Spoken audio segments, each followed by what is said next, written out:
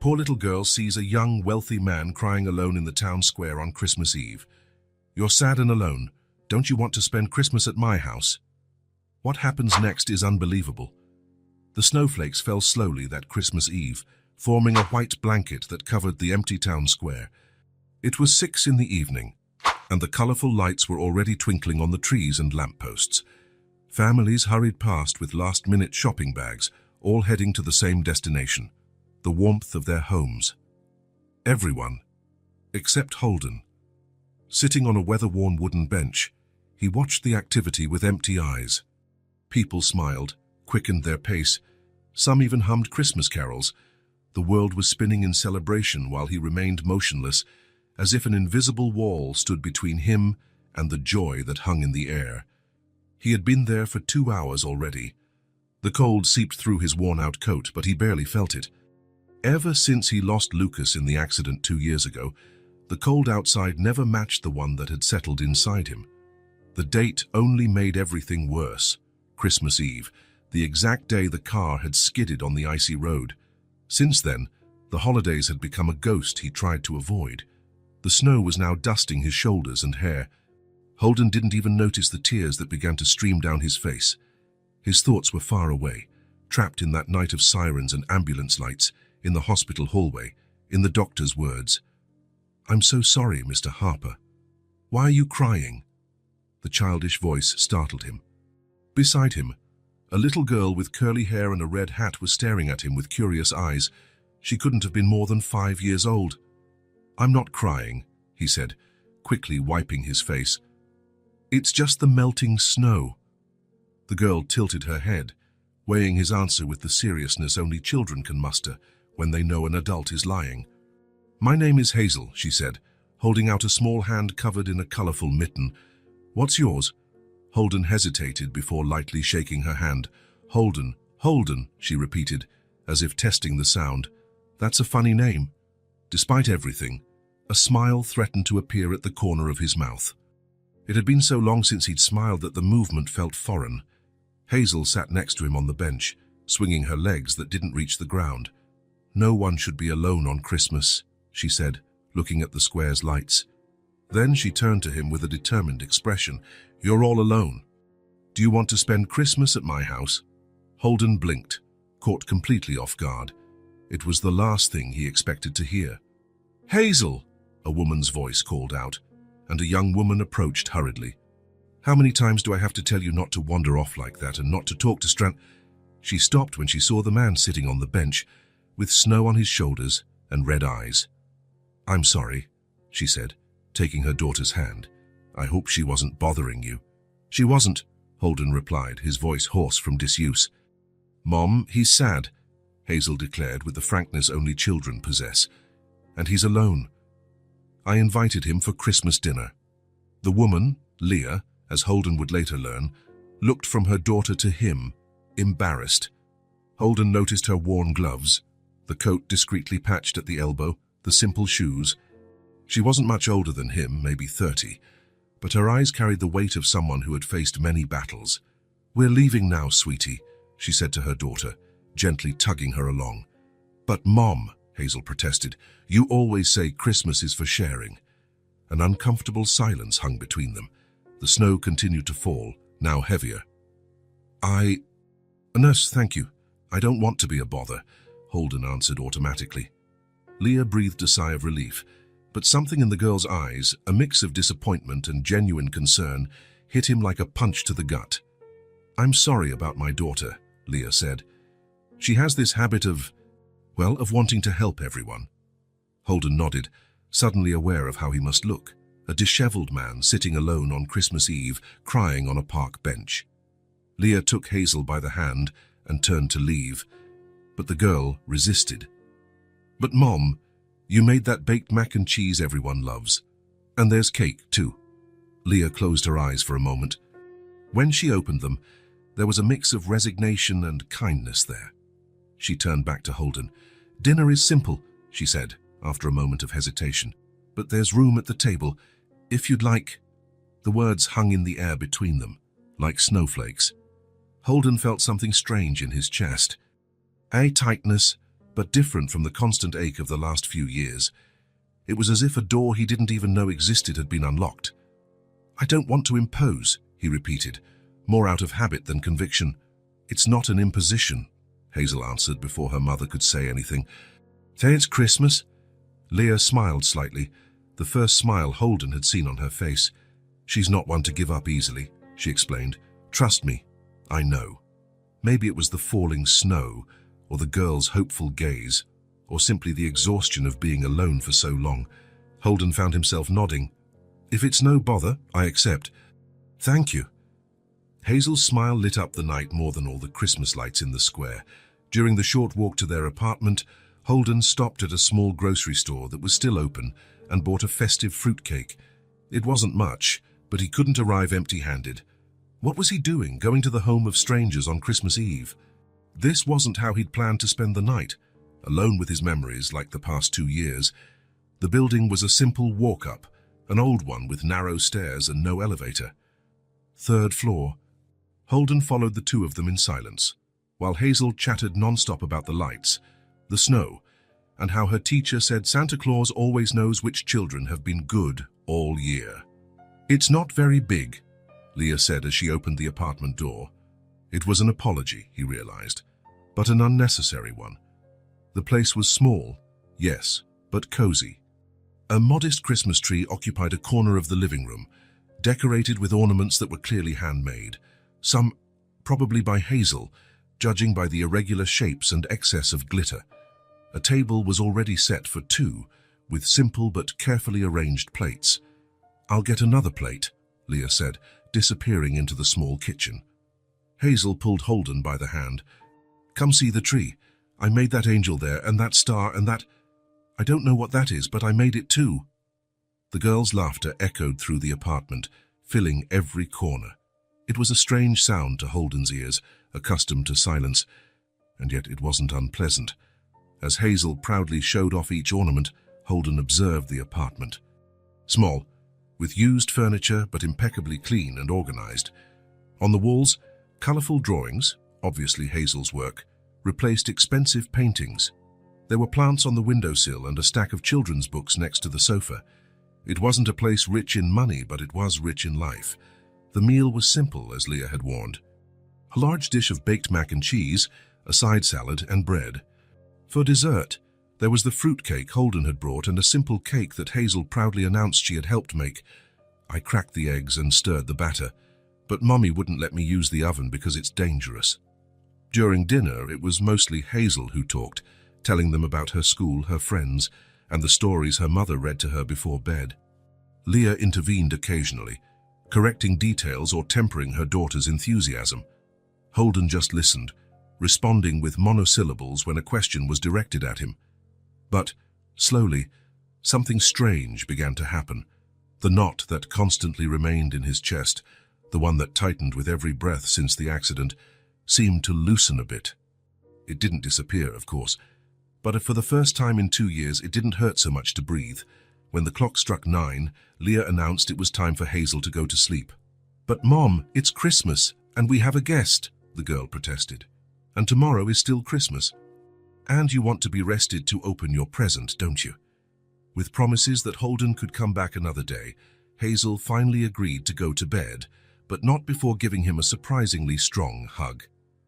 "Good night, Holden. I'm glad you weren't alone today." When Leah returned from the bedroom after putting her daughter to bed, she found Holden standing, ready to leave. "Thank you," he said, "for dinner, and for the company." Leah smiled slightly. "It was Hazel who invited you." "Even so, you didn't have to do this." She shrugged. "Maybe we needed it just as much as you did." At the door, before leaving, Holden paused. "Your daughter, she's special." "I know," Leah replied. There was so much pride in her voice that it made Holden feel a pang of something he couldn't immediately identify. When he reached the street, the snow had stopped falling. The cold night air filled his lungs, but for the first time in a long time, Holden felt something other than the cold and the pain. Warmth. A small, timid warmth, like a newly lit candle in a dark room. It wasn't enough to dispel all the shadows, but it was enough to remind him that maybe There was still light in the world. Holden woke up the next morning with the sunlight hitting his face. He had forgotten to close the curtains, something that hadn't happened in a long time. Usually, he made sure the room remained in dim light, as if the darkness better matched what he felt inside. For a moment, he lay there, just watching the rays of light dance on the ceiling. It was Christmas Day. For the last 2 years, this date had meant locking himself at home with a bottle of whiskey and waiting for the day to end. But today, there was something different in the air. The memories of the previous night came back slowly. The square, the snow, the little girl in the red hat, the small, cozy apartment, the set table, the homemade mac and cheese. Holden got up and went to the window. The snow had stopped, and the world outside looked clean like a blank page. He felt something strange in his chest, a feeling he couldn't name. It wasn't happiness, not yet. But it was the absence of that constant pain, at least for a few moments. While having coffee, his eyes fell on the closet in the hallway. He hesitated, but after a few minutes he stood up and walked over to it. The key was hidden on top of the doorframe where he had left it 2 years ago, vowing never to open that door again. Lucas's room was exactly as he had left it. The bed made, the toys organized on the shelves, the children's books lined up. Holden took a deep breath, his heart beating faster. He approached the shelf and his fingers touched a brown teddy bear, almost new. Lucas had received it just a few days before the accident and had barely had time to play with it. "Would you mind?" he asked in a low voice, as if his son could hear him. "There's a little girl who might like him." There was no answer, of course. Just the silence of the empty room, but somehow Holden felt it was the right thing to do. 2 hours later, he was standing in front of Leah and Hazel's building, holding the bear wrapped in colorful gift paper. He had thought about turning back several times on the way. What was he doing? He barely knew these people. He had only spent one evening with them. Maybe they didn't even want to see him again. Before he could change his mind, he pressed the intercom button. "Who is it?" Leah's voice sounded distant and wary. "It's Holden, from last night." There was a moment of silence, and he almost turned around, regretting the idea. Then the intercom crackled again. "Third floor, apartment 302. The building door is open." Climbing the stairs, Holden felt his heart race. What would he say? Did Hazel really like him, or did she just feel sorry for the lonely man on the park bench? And Leah, would she approve of this visit, or had she only tolerated his presence the night before because of her daughter's insistence? Before he could knock, the door opened. Hazel was standing there with a smile that seemed to light up the entire hallway. "You came back." The joy in her voice was so genuine that it dispelled all of Holden's doubts in an instant. "I said I would," he replied, feeling strangely light. "Mom! Mom! Holden's back!" Hazel shouted, jumping with excitement. Then, as if remembering something important, she assumed a serious posture, mimicking an adult. "Please, come in." Holden smiled and entered the apartment. It was different seeing it in the daylight. Rays of sun streamed through the windows, highlighting the bright colors of the drawings on the walls and the plants on the windowsill. The place seemed even more alive than the night before. Leah appeared at the kitchen doorway, drying her hands on a dish towel. Her hair was pulled back in a messy bun, and she wore a floral apron. There was a smudge of flour on her cheek. "Good morning," she said, her tone polite but cautious. "We weren't expecting visitors today." "Sorry to show up unannounced," Holden replied. "I just wanted to, well," he held out the package to Hazel. "Merry Christmas." The girl's eyes widened. "For me, a Christmas present." Leah looked like she was about to protest, but Hazel's expression stopped her. The girl took the gift as if it were made of crystal. "Can I open it, Mum?" Leah nodded, her eyes shifting from Holden to her daughter. There was an unasked question there, a natural suspicion. After all, who was this man who showed up with a gift for her daughter after just one evening? Hazel tore the paper carefully, unlike most children who would have destroyed the wrapping in seconds. When the brown teddy bear appeared, she let out a cry of joy. "A teddy bear! Look, Mom, he's so cute." Hazel hugged the bear tightly. "I'm going to name him Brownie. Like those cakes you make." "It's a very beautiful gift," Leah said, her gaze meeting Holden's. "You shouldn't have." There was something in the subtext of that sentence, a concern, a single mother living on limited resources, suddenly confronted with someone who could give her daughter things she couldn't. "It was no trouble," Holden replied, understanding the unspoken worry. "Actually, I had this bear stored away. I thought he'd be better off with someone who could give him the attention he deserves." Something in the tone of his voice must have communicated more than his words, because Leah's gaze softened slightly. "Thank you," she said simply. "Come on, Holden," Hazel exclaimed, pulling him by the hand. "I'm going to introduce Brownie to my other toys." The other toys were few: a rag doll with yarn hair, some worn wooden blocks, and an incomplete set of colored pens. But Hazel spoke of them as if they were treasures, introducing each one with the seriousness of a museum curator. And to her, they probably were treasures. Holden sat on the floor of the small room that Hazel shared with her mother. There were 2 beds, a double bed, and a smaller mattress in the corner that clearly belonged to the girl. The space was divided by a colorful rug that marked Hazel's territory. There she created her own world. "This is Mr. Buttons," she said, showing him the rag doll. "He's a scientist, and these," pointing to the blocks, "are his helpers in the laboratory." "And what are they researching?" Holden asked, playing along. Hazel thought for a moment, frowning seriously. "They're looking for a time machine." "A time machine? What for?" "To visit dinosaurs, of course," she replied as if it were the most obvious thing in the world. Holden laughed, a light laugh, a bit rusty from disuse, but genuine. He couldn't remember the last time he had laughed like that. For the next hour, they built Mr. Buttons's laboratory with the wooden blocks, drew blueprints for the time machine, and created stories about the adventures Brownie, the new bear, would have with the other toys. Leah appeared at the door a few times, as if checking to see if everything was okay, but she didn't interrupt.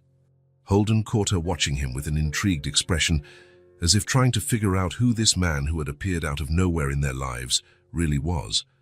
One of those times, their eyes met, and he tried to convey with a simple smile that his intentions were good, that he posed no danger. That, perhaps, he needed this connection as much as Hazel seemed to enjoy his company. After some time, Leah called them for a snack. There were homemade cookies and hot chocolate. Sitting at the kitchen table, Holden noticed the sweet smell in the air. "Are you baking something?" he asked. "Cakes," Leah replied. "I make them to sell." She didn't elaborate, and he didn't press. There was a quiet pride in her tone, the kind of pride of someone who does what needs to be done, without complaining. "Mommy makes the best cakes in the world," Hazel declared, biting into a cookie. "Everyone says so." "I'm sure she does," Holden smiled. After the snack, when they returned to the living room, Hazel ran to a small bookshelf improvised from wooden crates. She pulled out a book with a worn cover. "Look, Holden, I'm learning to read." The book was an old reading primer, with yellowed pages and folded corners. Some letters were handwritten in the margins, as if someone had been practicing.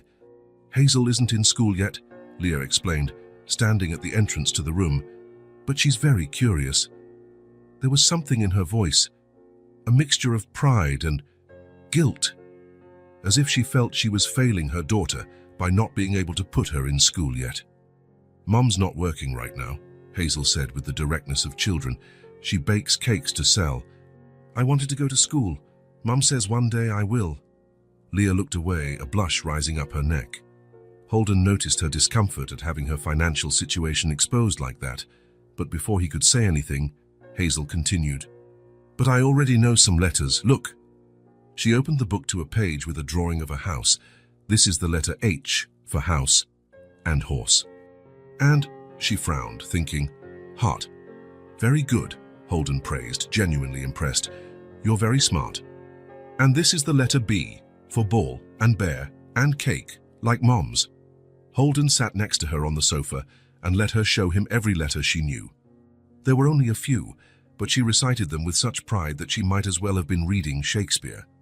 As he listened, Holden felt something strange in his chest, an emotion he hadn't experienced in a long time.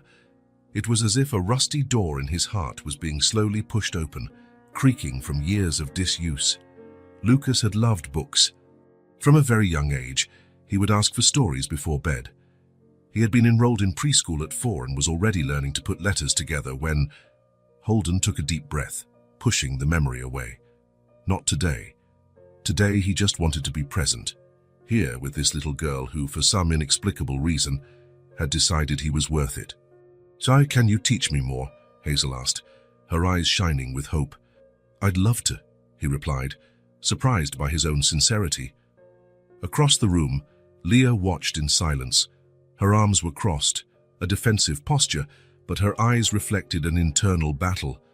The natural wariness of a mother, but also, perhaps, the reluctant hope that her daughter might have found someone to help her in a way that she herself couldn't at the moment. When it was getting dark, Holden realized it was time to go. He had spent almost the entire day there, something he hadn't planned when he left home that morning. At the door, as he said goodbye, he felt a hesitation. A part of him wanted to return to his silent apartment, to the comfort of the isolation he had built around himself for the past few years. But another part, a part he thought had been dead for a long time, wanted to come back the next day and the next and the next. "Can I come back tomorrow?" he asked him, surprising himself. Leah looked at him for a long moment, as if trying to see beyond the surface. Then her eyes turned to Hazel, who was hugging Brownie and looking at Holden with expectation. "If Hazel wants you to," she finally replied. The smile that lit up the girl's face was answer enough. As he walked down the building stairs, Holden felt something he hadn't felt in a long time. It wasn't exactly happiness. That word seemed too big, too heavy for what he deserved to feel. It was more like purpose. As if, for the first time in 2 years, there was a reason for tomorrow to come. And a bond, fragile and new like a bud in spring, was beginning to grow. Holden's visits became part of the routine. 3 weeks had passed since Christmas, and almost every day he would show up in the late afternoon with a children's book or school supplies for Hazel. The girl progressed quickly in her improvised lessons. She already recognized almost all the letters and was starting to form simple words. On that January afternoon, snow was falling in fine flakes outside. Holden and Hazel were sitting at the kitchen table. She was writing her name on a sheet of paper, her tongue stuck between her teeth in a gesture of concentration. "Look, Holden, I wrote it without any mistakes." "Very good," he smiled, genuinely proud. "You learn fast." Leah had gone out to deliver some cake orders, leaving the two of them alone for the first time.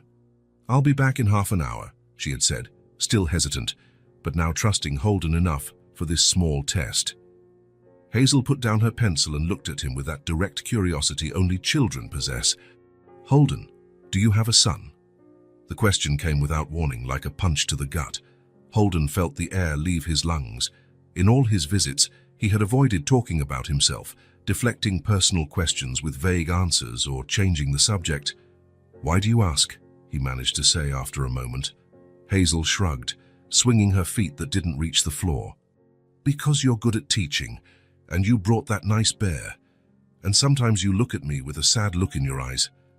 Holden lowered his eyes to the table. It was incredible how a 5-year-old could be so perceptive. Part of him wanted to get up and leave, to return to the cocoon of isolation he had built. It would be easier, safer. But something in Hazel's open and sincere expression made it impossible to run away, and maybe, he thought, after keeping everything bottled up for so long, it was time to let the truth out, even just a piece of it. "Yes," he finally answered, his voice barely a whisper. "I had a son." "Had?" Hazel tilted her head, immediately catching the past tense. "Where is he now?" The clock on the wall suddenly seemed to tick louder, tick-tock, tick-tock, each second marking the rhythm of the pain Holden felt in his chest. "His name was Lucas," he said, the words coming out with difficulty. "He died at Christmas. It's been 2 years." The silence that followed felt dense, almost physical. Outside, the snow continued to fall, indifferent to the confession that had just taken place in that small kitchen. Holden expected to see pity in Hazel's eyes, or perhaps fear. Death is a difficult concept for children, but instead, she just looked at him with an understanding that seemed far beyond her 5 years.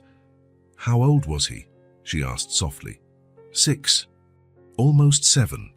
Hazel absorbed the information in silence, as if piecing together a puzzle in her mind. Then, without warning, she got down from her chair and walked over to him. Holden remained still, unsure what to expect. Gently, she took his hand, so small compared to his, and placed it on his chest. "I think he's still with you, right here," she said simply. Something broke inside Holden at that moment. It wasn't like a violent collapse, but like a wall that after years of pressure finally gave way. Silent, almost peaceful, but irrevocable. Tears he had held back for so long began to stream down his face. He didn't try to hide them or wipe them away. He simply let them fall, each one carrying a fragment of the pain he had kept locked inside. Hazel didn't pull away or seem frightened. She stood there, her hand still on his, like a small anchor in the storm. "Do you miss him a lot?" she asked. Holden nodded, unable to speak. "My friend Sophia moved to another city. I miss her. But Mommy said that missing someone is the love that stays behind when a person leaves." The simplicity of the explanation hit Holden like a revelation. That was it. The love that stays. All this time, he had interpreted the pain as a punishment, as something to be avoided, hidden, drowned. He had never thought of it as proof that love still existed. "Your mother is wise," he finally said, his voice hoarse. In the hallway, invisible to both of them, Leah stood with a hand covering her mouth. She had returned minutes earlier, but had stopped upon hearing the conversation. She didn't want to interrupt that moment, instinctively sensing its importance. Silent tears streamed down her face as well as she watched her daughter, so small, so strong, confront an adult's pain with the wisdom only innocence can provide. Holden took a deep breath, trying to regain control. "I'm sorry," he murmured, running a hand over his face. "I didn't mean to cry in front of you." "It's okay," Hazel shrugged. "Mommy says crying washes your soul, like taking a bath, but on the inside..." A faint smile appeared on Holden's face. "Lucas liked dinosaurs," he said suddenly, the words tumbling out before he could stop them. He knew all their names, even the hardest ones, like Tyrannosaurus rex. That one and many others, Diplodocus, Triceratops, Velociraptor. He would correct me when I pronounced them wrong. It was done. For the first time in 2 years, Holden had said his son's name out loud without feeling like his chest would implode. He had shared a happy memory, not just the final tragedy. "I bet he was cool," said Hazel. "He was," Holden nodded, feeling the knot in his throat loosen a bit. "Very cool." Hazel went back to her chair and picked up her pencil again. With concentration returning to her childish face, she began to draw something on the sheet of paper.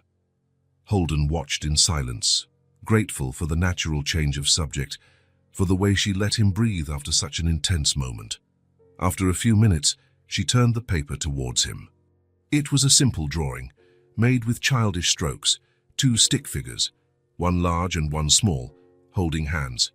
"It's you and Lucas," she explained. "You're together, even if we can't see him." Holden took the drawing with trembling hands. Such a simple gift, and yet so profound. He looked at Hazel, at this child who, without knowing it, was mending the broken pieces of his heart. "Thank you," he said, the word carrying much more than simple gratitude. In the hallway, Leah silently backed away, wiping her own tears. Something had changed. That broken man who had appeared on Christmas Eve was not a threat, as she had initially feared. He was just someone trying to find his way back to life, just as she herself had tried to do so many times. And maybe, the idea timidly formed in her mind, maybe they could help each other on this journey. The next morning, Holden awoke with a strange sensation. The conversation with Hazel about Lucas was still vivid in his mind. After 2 years of avoiding any mention of his son, he had spoken about him, shared memories, and the world hadn't ended. The sky hadn't fallen on his head. In fact, he felt lighter, as if he had left a small part of the weight behind. As he got ready to leave, he realized he was planning his routine around his visits to Leah and Hazel's home. His life, which once revolved only around absence, now had a new axis. The realization startled him a little. That afternoon, he arrived at their apartment with a package of cookies and an illustrated alphabet book. Hazel greeted him with her usual enthusiasm, as if each visit were a wonderful surprise, even after weeks of almost daily contact. "Look, Mommy, Holden brought a new book." Leah smiled at her daughter, but there was something different in her eyes when she turned to Holden, a kind of resolution, as if she had made a difficult decision. "Hazel, honey, why don't you go put the book in your corner? I need to talk to Holden for a bit." The girl looked from one to the other, sensing the seriousness in the air, but she obeyed without protest. When she disappeared down the hallway, Leah motioned to the small kitchen table. "Can we sit?" Holden nodded, a knot forming in his stomach. He knew that tone. It was the kind of conversation that usually ended with, "Maybe it's better if you don't come back anymore." The kitchen was impeccably clean as always. On the counter, 3 freshly baked cakes were cooling, filling the air with a sweet aroma. A stack of folded boxes indicated they would be packaged and delivered later. "You heard our conversation yesterday, didn't you?" Holden asked as soon as they sat down, surprising Leah. She hesitated, then nodded. "Part of it. I didn't mean to eavesdrop, but it's okay. It wasn't a secret." Leah took a deep breath, as if gathering courage. "Holden, what's happening here?" The question hung between them, simple and yet so complex. What was really happening? A man broken by loss meets a child and her mother on Christmas Eve, and suddenly becomes part of their lives. It sounded like the plot of a cheap movie, not something that happened in real life. "I'm not sure," he answered honestly. "Hazel gets attached easily," Leah said, her fingers drumming nervously on the table. "She's always been like that. She sees the best in people, even when there's not much to see." She paused, choosing her words. "She talks about you all the time. Holden said this. Holden taught me that." Holden felt a wave of warmth in his chest, followed by a pang of guilt. He hadn't planned on becoming so important in a child's life, not when his own life was in shambles. "Hazel gets attached," Leah continued, now looking directly into his eyes. "If you disappear, how do I explain it to her?" The question wasn't an accusation, Holden realized. It was the genuine fear of a mother trying to protect her child. Leah must have seen enough people come and go in their lives to fear another abandonment. "I'm not going to disappear," he said, the conviction in his voice surprising them both. "How can you be so sure? You barely know us. We're practically strangers you met by chance." "I don't believe in chance," Holden replied, the words coming out before he could analyze them. "I was not after that night." Leah crossed her arms, a physical barrier to complement the emotional ones that already existed. "What do you want from us, Holden? What are you looking for here?" The question caught him off guard, not because of its harshness, but because of the impossibility of a simple answer. What did he want from them? Redemption? Solace? A chance to feel useful again? All of those reasons seemed too selfish to admit. "I didn't expect this," he said finally, opting for raw honesty. "I didn't expect to care about you. I didn't expect to want to be here every day. I didn't expect—" He paused, searching for the right words. "For the last 2 years, I've just existed. I breathed because my body insisted on functioning, even when I saw no point in it." His eyes met Leah's. "But with you, I actually breathe, like there's finally enough air in the world." The silence that followed was heavy, but not hostile. Leah studied him as if trying to decipher a complex code. "I understand your concern," Holden continued. If I had a daughter, I would also be cautious of a stranger who appeared out of nowhere." He took a deep breath. "If you want me to stay away, I'll understand. It will hurt, but I'll understand." Leah looked away towards the window, where the snow was falling slowly. "Hazel lost her father before she was even born," she said after a moment. "He just decided he wasn't ready to be a dad and disappeared. We never heard from him again." There was a hardness in her voice, not of resentment, but of someone who had learned to live with reality. "It's been just the 2 of us since then. We have a routine, a system that works, despite all the difficulties." Holden nodded, understanding the subtext. "We don't need anyone to mess this up." But yesterday, she continued, her voice softer, when I heard you two talking, I realized something. Her eyes met his again. You're not pretending to care about her. You really do care. More than I thought possible, Holden admitted. Leah didn't smile, but something in her expression changed, as if a small crack had opened in the wall she had built. I'm not asking for guarantees, she said. I know life is too unpredictable for that. I just want honesty. If one day you feel you don't want to continue, that it's too much, let me know beforehand, so I can prepare, Hazel. Holden felt the weight of that request. It was fair, more than fair. I promise, he said simply. Leah nodded, as if they had sealed a silent agreement. It wasn't exactly trust yet, but it was a start. She didn't smile, but she didn't push him away either. It was the most he could hope for at that moment. In the weeks that followed, a new routine was established. Holden continued to visit almost daily, but now there was a tacit understanding between him and Leah. A mutual respect that grew slowly. He began to pay more attention to their practical needs. He noticed how Leah struggled to keep everything running with limited resources, how she stretched every dollar, always prioritizing Hazel's needs over her own. One afternoon, after hearing Leah mention that she needed to go to the market but might put it off until the next day because of the bad weather, Holden had an idea. On his way to their apartment, he stopped at a grocery store and bought some basic items. Milk, bread, eggs, fruit, nothing extravagant, just enough to spare Leah from going out in the forming storm. When he arrived and handed her the bag, he saw the hesitation in her eyes, pride fighting against practical need. It's just to keep you from going out in this rain, he explained, trying not to sound condescending. It's nothing. After a moment, Leah accepted the bag with a silent thank you. It wasn't charity. They both knew that. It was just a gesture of consideration. That was the first of many small gestures, always discreet, always respectful. When he noticed the sugar was running low, he brought a new bag on his next visit. When he saw that Hazel's notebook was almost full, he showed up with a new one. Once, he brought a small pot of violets. To brighten up the kitchen, he said. They were never expensive gifts or flashy declarations of help. They were just small contributions to make life a little easier. With Hazel, the progress was even more visible. The improvised lessons were beginning to bear fruit. The girl already recognized all the letters and was forming simple words. Her enthusiasm was contagious, especially when she managed to read an entire sentence on her own. Look, Mummy, I read it all by myself. The pride on Leah's face on those occasions was indescribable. And Holden noticed that, more and more often, that pride included a look of gratitude in his direction.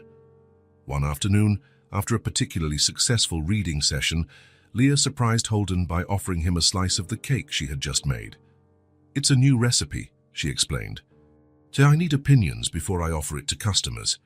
It was a transparent excuse. The cake was obviously perfect, but Holden accepted with a smile, recognizing the gesture for what it was, a small step towards trust. As they ate cake in the small kitchen, with Hazel excitedly chattering about a cartoon she had seen on TV, Holden watched Leah discreetly. There was something different about her. The constant tension in her shoulders seemed to have eased a bit. She smiled more, not just at Hazel, but in general, as if she were allowing herself moments of lightness.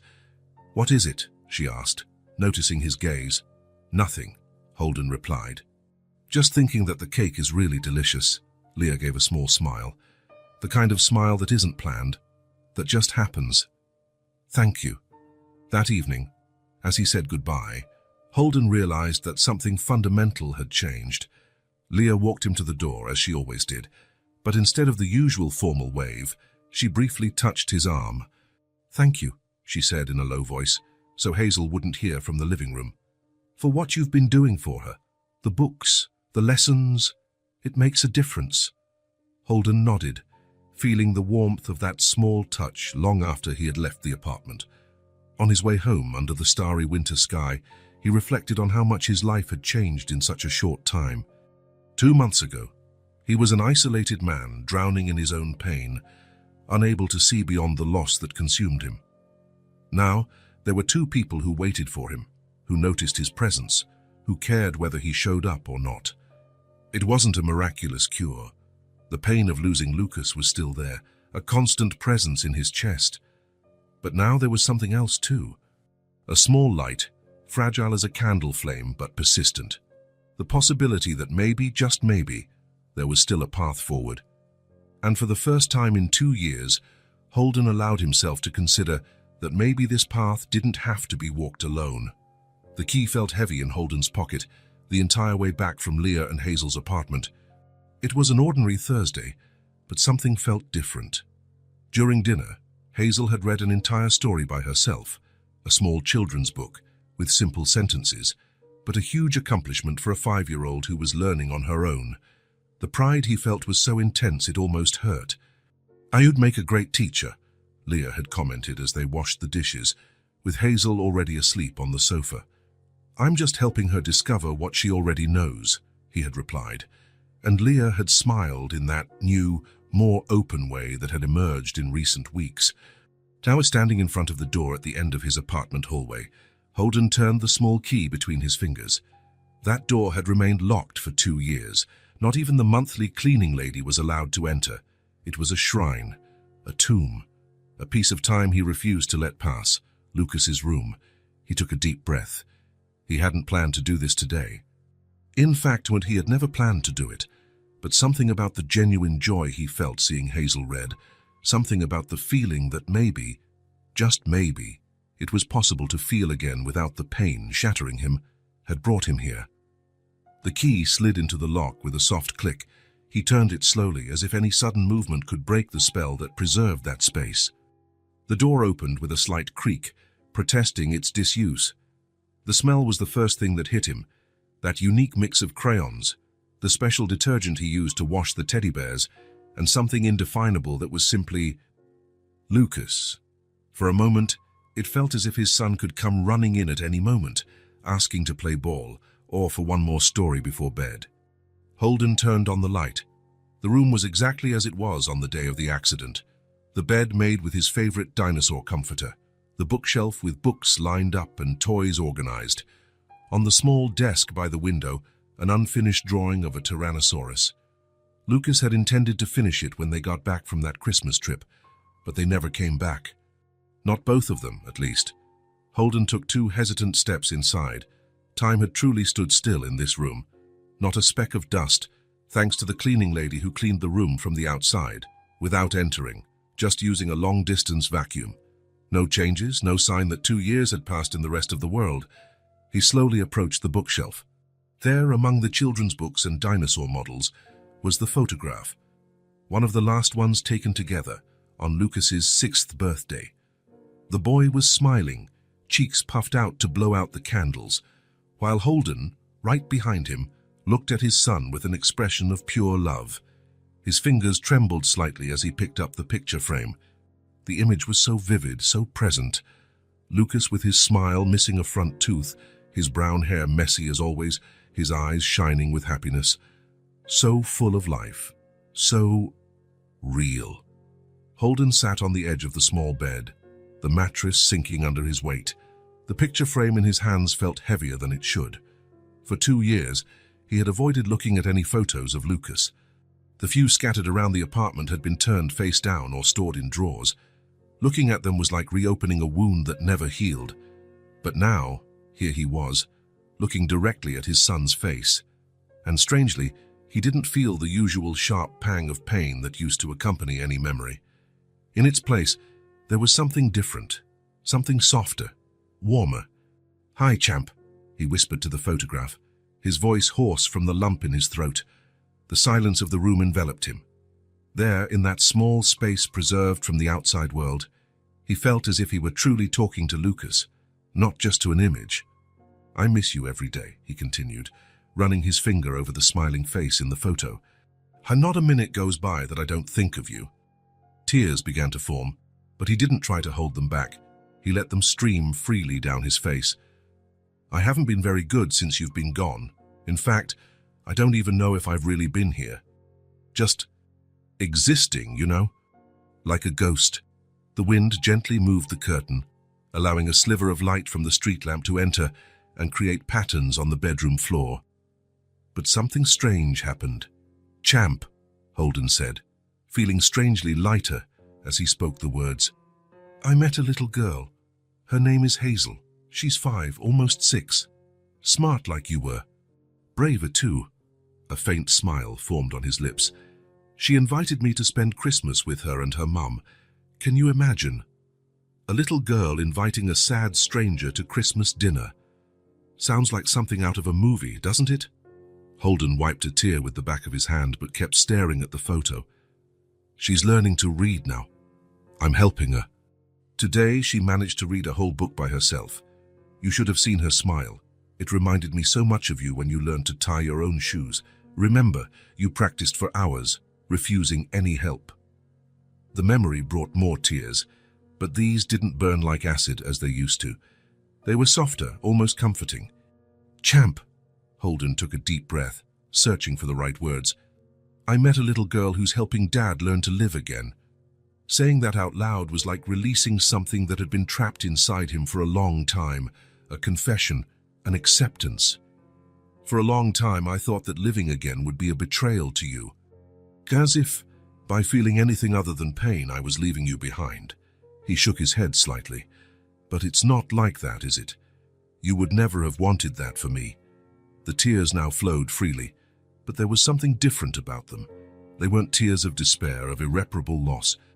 They were tears of longing, yes, but a longing mixed with love, with gratitude for the time they had together. A good kind of missing. "You taught me so much in such a short time, son. And now, this little girl is teaching me something new. That maybe it's possible to carry you with me without drowning in the pain." Holden sat there on his son's bed for a long time, talking softly, sometimes laughing at a funny memory, sometimes crying again. And for the first time in 2 years, he felt he wasn't talking to a ghost, but to a living part of himself, a part that Lucas would always occupy, not as an open wound, but as a light. When he finally stood up, he placed the photo back on the shelf, but not in the exact same spot. He positioned it a little more to the front, where it could be seen clearly from the door. "I'll be back soon," he promised, looking around one last time before turning off the light. As he closed the door, he didn't lock it. Spring arrived with an explosion of color, replacing the white winter landscape with shades of green and flowers blooming on the city's trees. Nearly 4 months had passed since the Christmas Eve, when Holden had met Leah and Hazel. On that sunny April morning, Holden walked through the city center with a purpose. After weeks of hearing Leah talk about how her cakes were becoming a hit with customers, but how difficult it was to expand the business, working only by order from her small apartment kitchen, an idea began to form in his mind. The opportunity arose when he passed a small shop on the corner of Main Street and Cherry Street.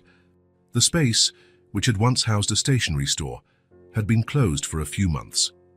For rent sign was posted on the dusty shop window. It was small but well located, exactly what he was looking for. Holden jotted down the phone number and, later that morning, contacted the owner.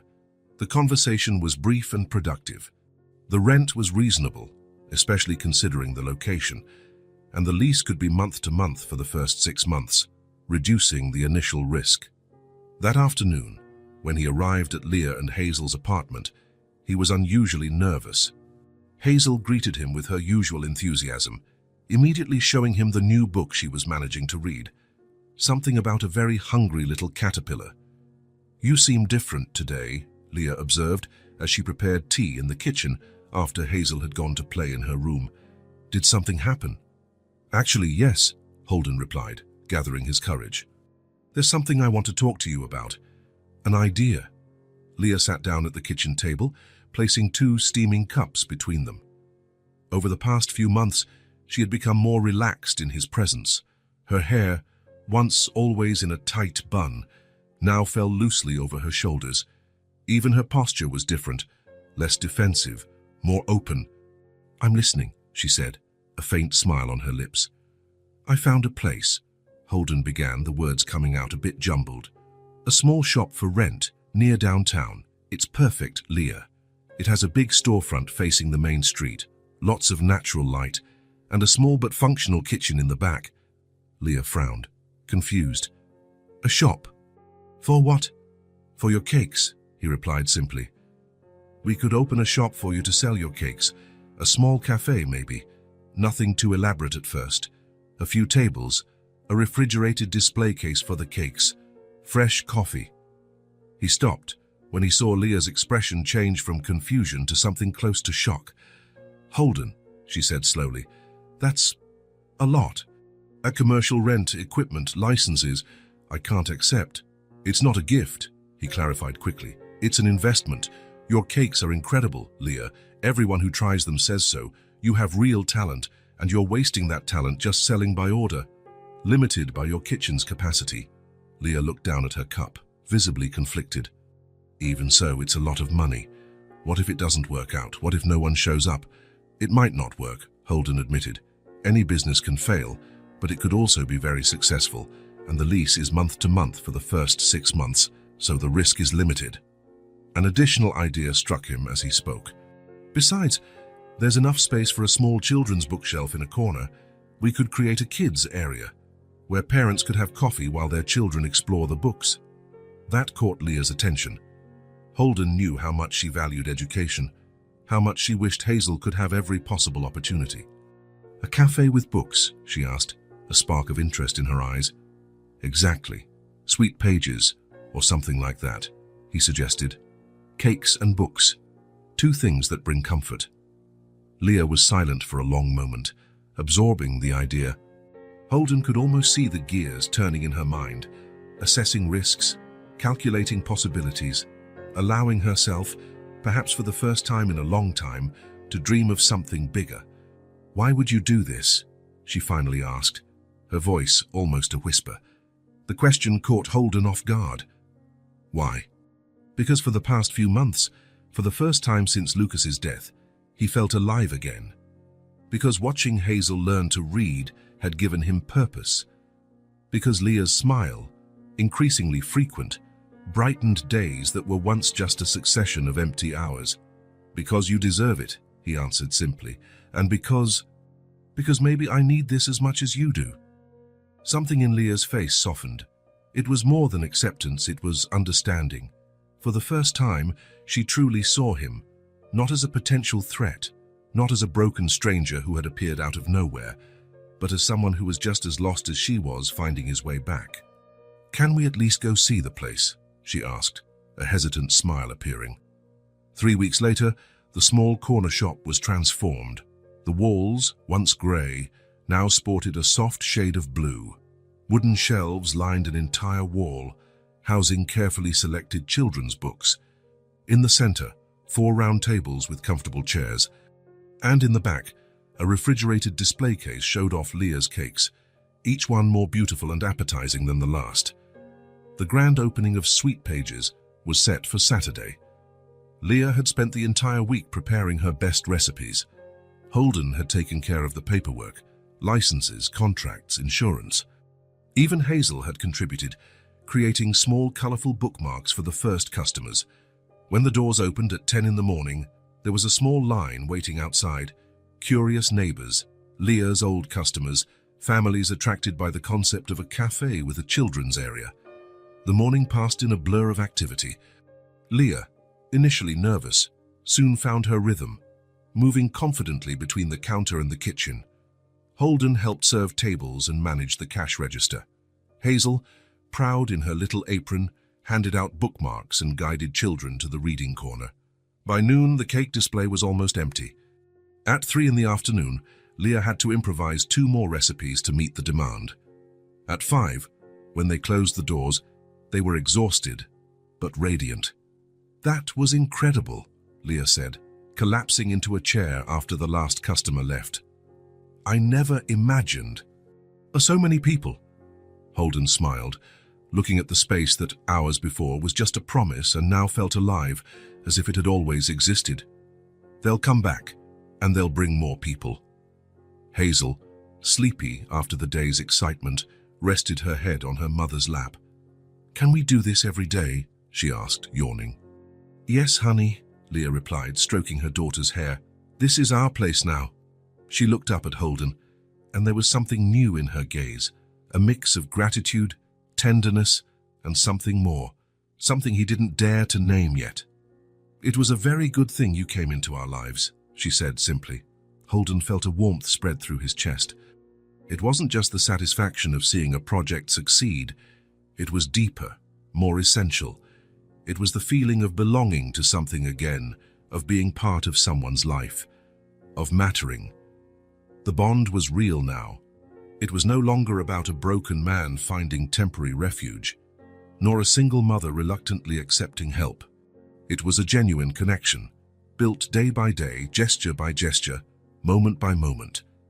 As the sun set outside, casting a golden glow through the shop windows, Holden knew, with a certainty he hadn't felt in years, that he had found his way back.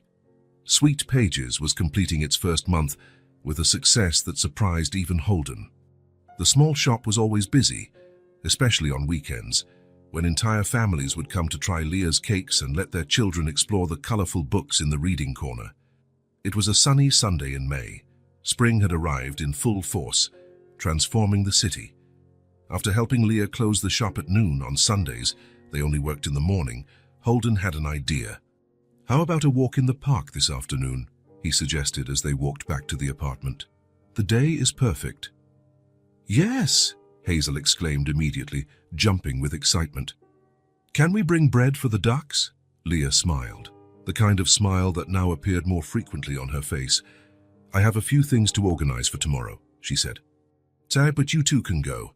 It'll do Hazel good to get some sun after being in the shop all morning." 2 hours later, Holden and Hazel were walking along the winding paths of the city's central park.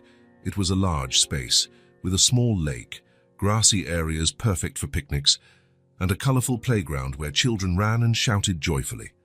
Hazel held Holden's hand with the confidence of someone who knows the way. In recent months, he had become a constant presence in her life, not a substitute for the father she never knew, but something equally important, a friend, a mentor, a person who saw her completely. "Look at the ducklings," she exclaimed, pointing to a family of ducks swimming peacefully in the lake. They approached the edge, and Hazel threw small pieces of the bread they had brought. Her eyes sparkled with excitement every time a duck came near to grab the food. "Do you think they're a family?" she asked, watching the ducks. "How's the daddy, the mommy, and the little babies?"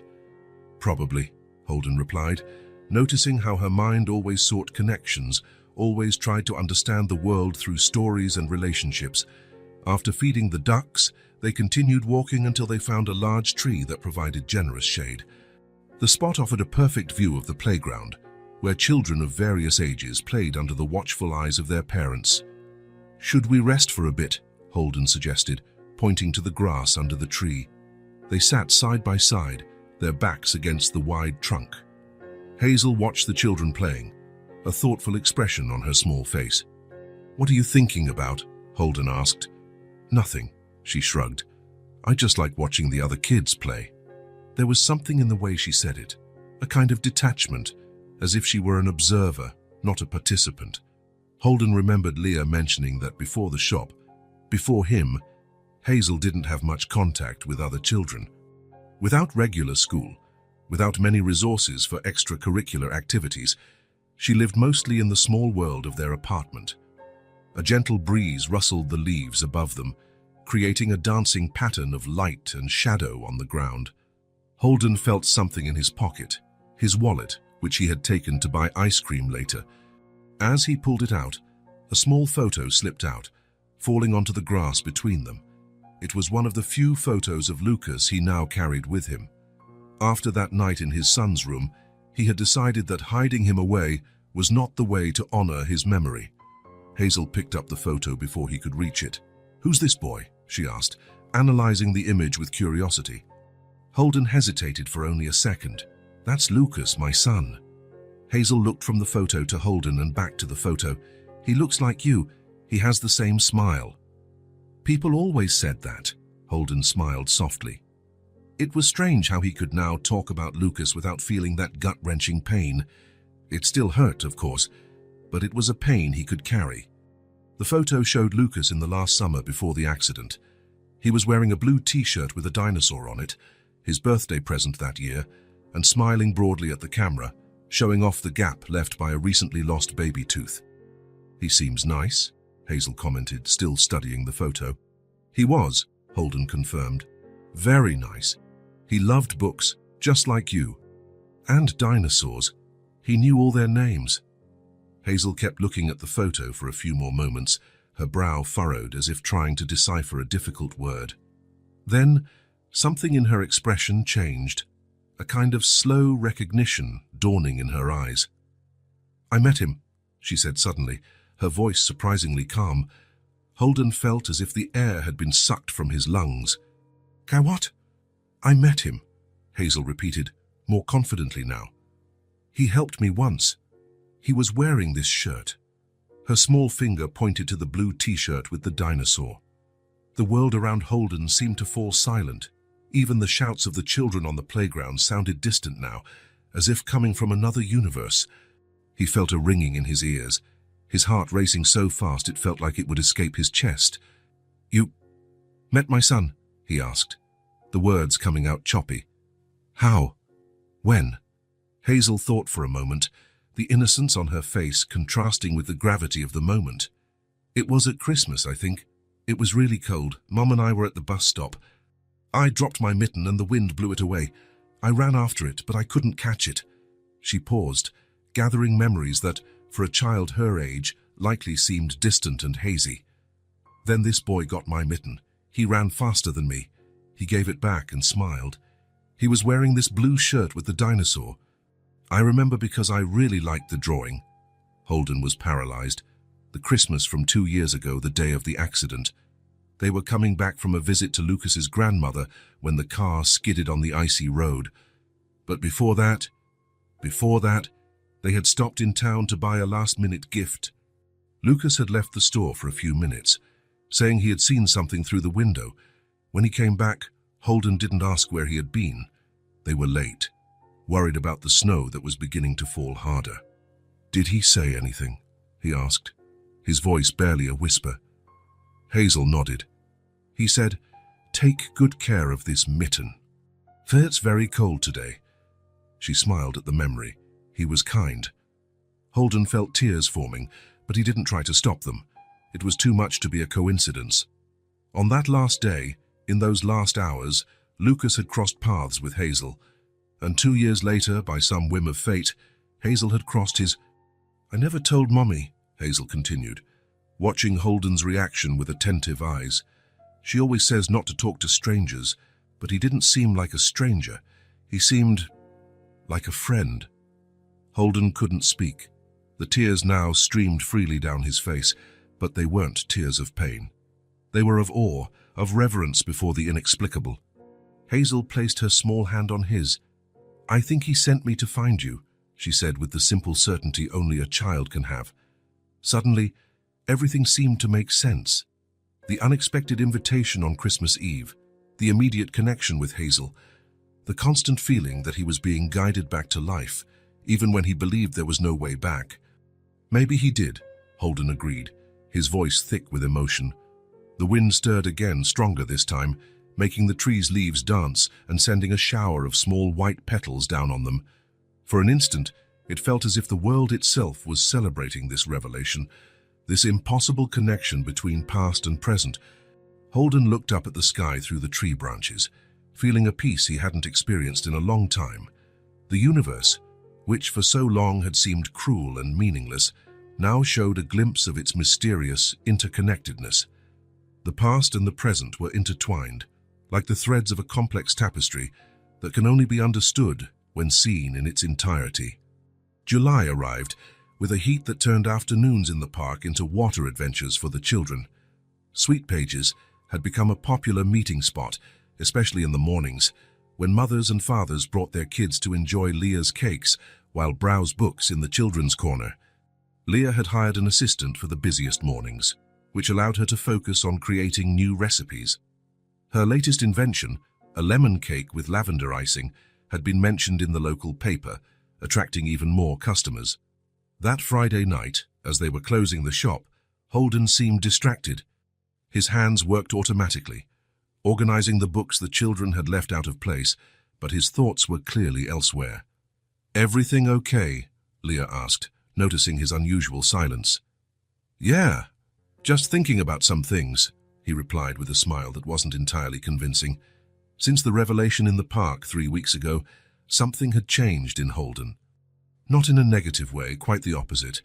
It was as if the unexpected connection between Lucas and Hazel had sealed something within him, filled a void he thought was impossible to fill. "I'll stop by your apartment later," he said, as they locked the shop door. "I have something to show Hazel." "Any clues what it is?" Leah asked, intrigued. "Die surprise," was all he replied. Hours later, the apartment's intercom buzzed. Hazel ran to answer, immediately recognizing Holden's voice. In recent months, his visits had become so frequent that the girl could identify him just by the way he rang the bell. "Holden's coming up, Mommy," she announced, bouncing with excitement. Leah smiled, watching her daughter. Sometimes she was still surprised by how quickly Holden had become part of their lives, an essential part, that seemed to have always been there. After what Hazel had told her about her encounter with Lucas, everything seemed to make even more sense, as if a greater force was guiding this unlikely connection. Soft knocks on the door announced his arrival. Hazel opened it immediately, almost jumping into his arms. "You took so long," she complained, although it hadn't been long since they said goodbye at the shop. "Sorry, Princess," he laughed, entering the apartment. "I had to stop by a few places first." It was then that Leah noticed the large bag he was carrying, a shopping bag from a city department store. Holden met her gaze, and there was something in his expression, a kind of nervousness mixed with anticipation. "What's in there?" asked Hazel, her natural curiosity immediately piqued. Holden placed the bag on the living room floor and knelt to be at Hazel's height. "Remember when you told me about your biggest dream?" he asked softly. Hazel frowned, thoughtful. "To have a unicorn?" Holden laughed. "No, the other dream, the one you told me on the second day we met." Hazel's eyes widened slightly in recognition. "To go to school like the other kids." He nodded, a smile spreading across his face. "That's the one." With a ceremonial gesture, Holden pulled the bag closer and began to take out the items one by one. First, a new backpack, light blue with silver stars, exactly the kind Hazel had admired in a shop window weeks ago. Then, carefully folded, a school uniform, a navy blue pleated skirt, a white shirt, and a sweater with an embroidered crest that Leah recognized immediately.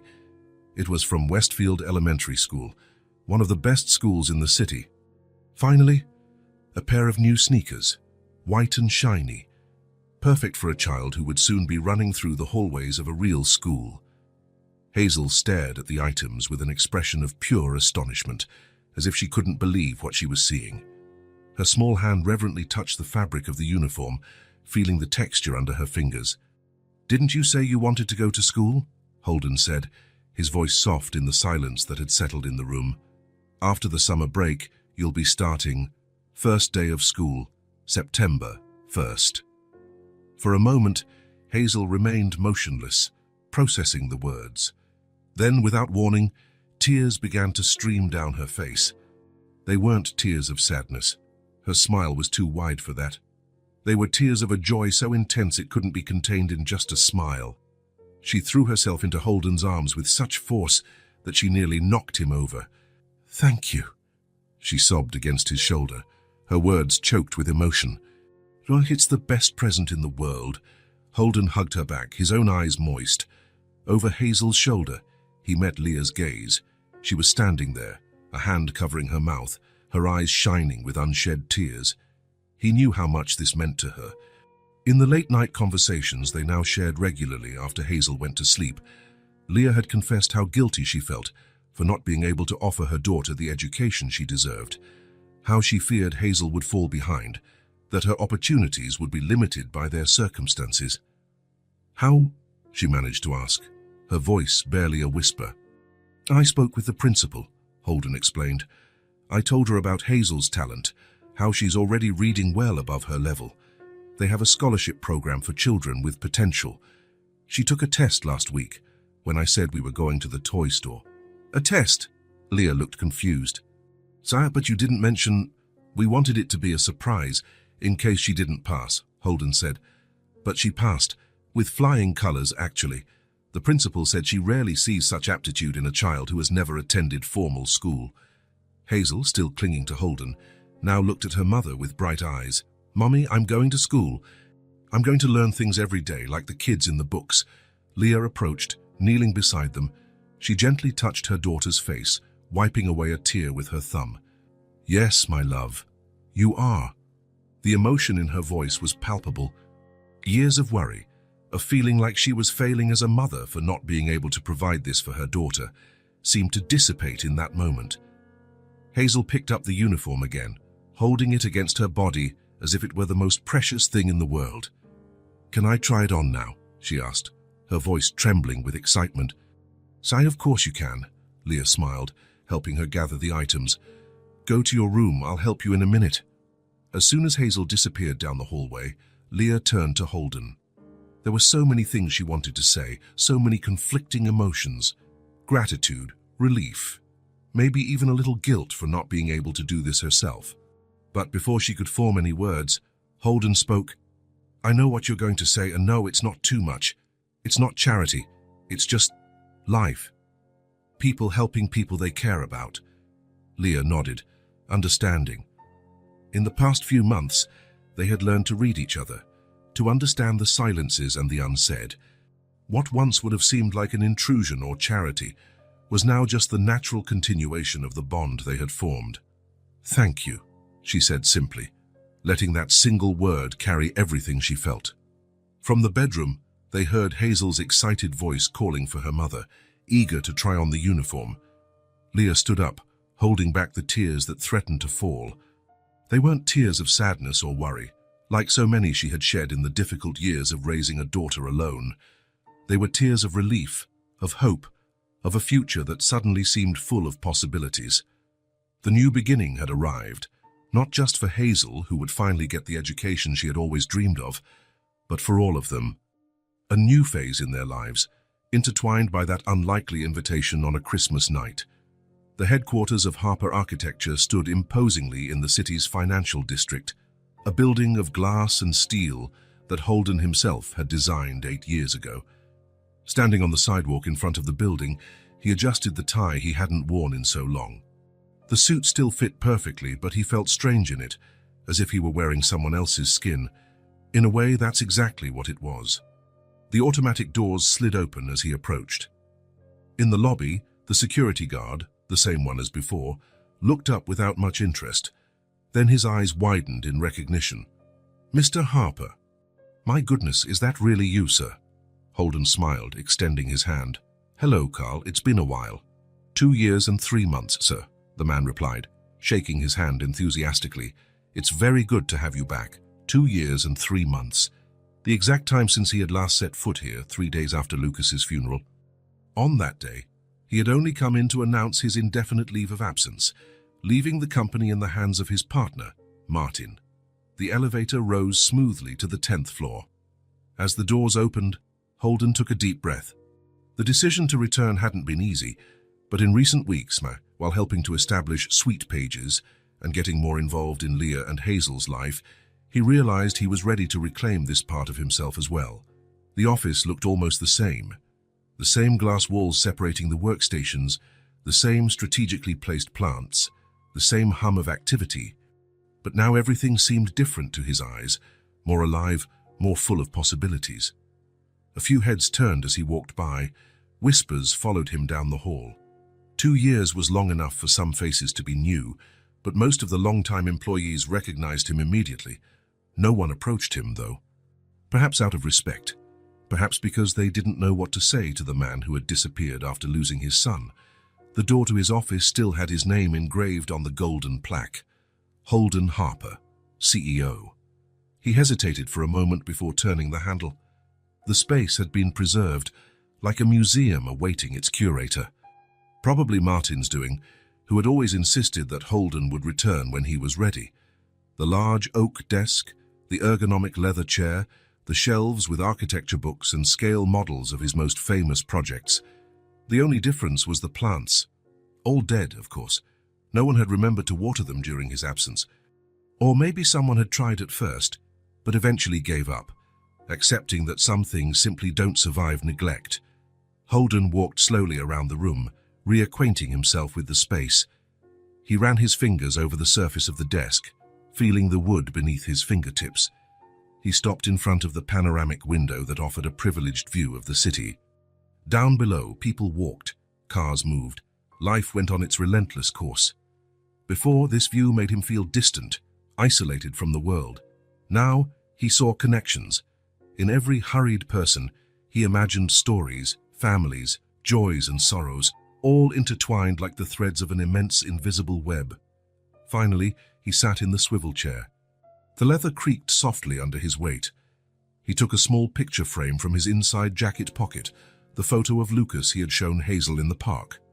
Carefully, he placed it on the desk, adjusting the angle so he could see it clearly. In the smiling Lucas in the photo, he now saw not only what he had lost, but also the mysterious link that had led him to Hazel and Leah.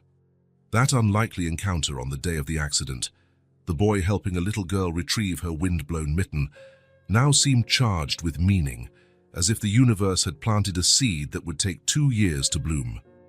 The door opened after a light knock.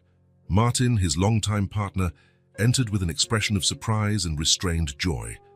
The receptionist called me. I didn't believe it, he said, approaching with hesitant steps. You're back. Holden nodded, standing up to hug the friend who had sustained the business during his absence. I'm back. They talked for almost an hour. Holden explained his intention to return gradually, starting with 3 days a week. He talked about the cafe he had helped open, about Hazel and her reading lessons, about Leah and her talent for baking. He didn't go into detail about the connection between Lucas and Hazel. Some things were too personal, almost sacred. Martin listened attentively without interrupting. When Holden finished, he smiled. You seem different, he observed. More present. I feel different, Holden confirmed. After Martin left, promising to return later with updates on ongoing projects, Holden was alone again. He swiveled his chair to face the window, watching the clouds pass slowly across the blue summer sky. His reflection in the glass was sharp, the same face but different eyes, no longer empty, no longer just surviving. He remembered the first time he had spoken about Lucas with Hazel, how she had placed her small hand on his heart. I think he's still with you, right here. I made it, he said aloud to the reflection, to the city below, to the picture of Lucas on the desk. I'm alive again. The words hung in the air of the room, simple and true. It wasn't just about coming back to work, reassuming his position, taking on projects. It was about rediscovering purpose, reconnecting with the life he had paused when Lucas left. He took his phone out of his pocket and sent a text to Leah. Everything's fine here, see you for dinner. The reply came almost immediately.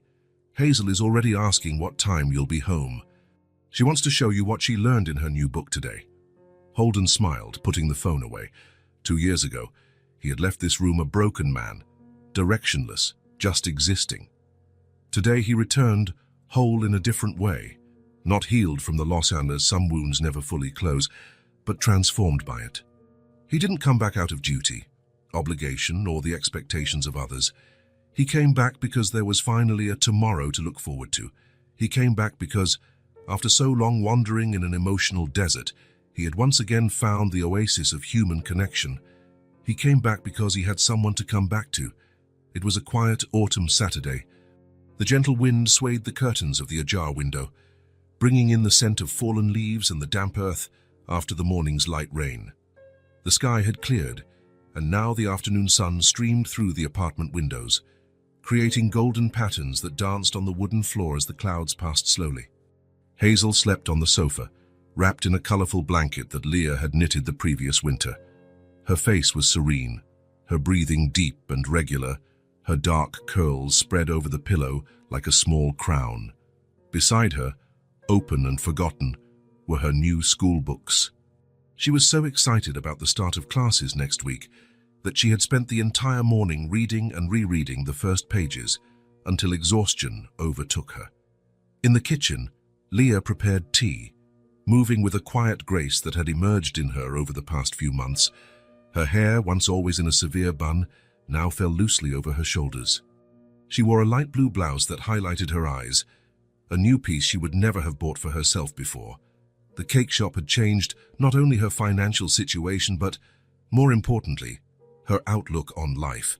The woman who lived in a constant state of alert, always waiting for the next blow from fate, now allowed herself small moments of peace. Holden watched her discreetly as he arranged small bowls of sugar and cookies on a tray. It had become a weekend ritual. Afternoon tea, cookies, quiet conversation while Hazel napped. Small moments of normality that, for someone who had lived so long in darkness, shone like treasures. The apartment was different too. Not just because of the new pictures on the walls or the plants that now occupied the windowsills, but because of something less tangible. The silence that filled the space wasn't empty or oppressive, like the one Holden had known for so long in his own apartment. It was a welcome, comfortable silence, like an embrace. Leah placed the kettle on the stove and leaned against the counter, watching Holden as he arranged the cookies in a circular pattern on the plate. The small wrinkles around her eyes, witnesses to past worries, now also marked moments of laughter. "But you know you're a part of this now, right?" she commented, almost as if thinking aloud, but with an intention that floated clearly between the words. Holden stopped what he was doing, lifting his eyes to meet hers. For a moment, he felt that old vertigo, the fear of allowing himself to belong again, of making space for more loss. But there was something different now, an understanding that had come slowly day by day, like gentle water that, with patience, shapes even the hardest stone. He glanced through the kitchen doorway, at Hazel asleep on the sofa, then back to Leah. "And even without promising anything," he said in a low voice, choosing his words carefully, "I've never been more real." It wasn't a grand declaration, nor an eternal promise. It was simply the truth, honest, imperfect, human. The smile that touched Leah's lips showed that she understood perfectly. Nothing more was needed. The soft whistle of the kettle broke the moment. As Leah poured tea into porcelain cups, the good ones that used to only come out of the cupboard on special occasions, a movement came from the living room. Hazel was waking up slowly, stretching languidly. She sat up on the sofa, her messy hair forming a wild halo around her face, her eyes still heavy with sleep. She rubbed her face with small hands and then, as if suddenly remembering something important, her eyes widened. "Wait," she murmured, getting up with new energy. She went to the piece of furniture in the corner of the room, a small dresser where she kept her treasures, shells found on their last trip to the beach, colorful stones, notes from her mother, drawings. She opened the bottom drawer and rummaged through the papers, her tongue stuck between her teeth in concentration, until she found what she was looking for. "I forgot I still had this," she said, returning to the sofa with a folded paper in her hands, yellowed at the edges with time. As Holden and Leah approached with the tea tray, she held the paper out to him. "He gave it to me, Lucas, before he left the park one day." The name fell into the silence like a stone in calm water. Holden placed the tray on the small table with hands that suddenly trembled. The world around him seemed to slow down as he took the folded paper, his fingers cautious as if touching something fragile and precious. He unfolded it slowly. A child's drawing appeared. Two stick figures holding hands under a smiling sun with pointy corners. The colors were vibrant, applied with the strong pressure that Lucas always used when coloring. It was exactly his style, unmistakable to a father who had saved every one of his son's creations. "This drawing, it was ours," he whispered, his voice thick with the emotion that rose like a wave. Hazel watched his reaction with that ancient wisdom that sometimes shone in her childish eyes. "He said it was special, that I should keep it safe." Holden held the paper with both hands, as if he could absorb through it the touch of the son who had created it. "Thank you, Hazel. You've given me a piece of myself back." Without words or hesitation, Hazel moved closer and rested her head on his shoulder, with the naturalness of someone who had always belonged there.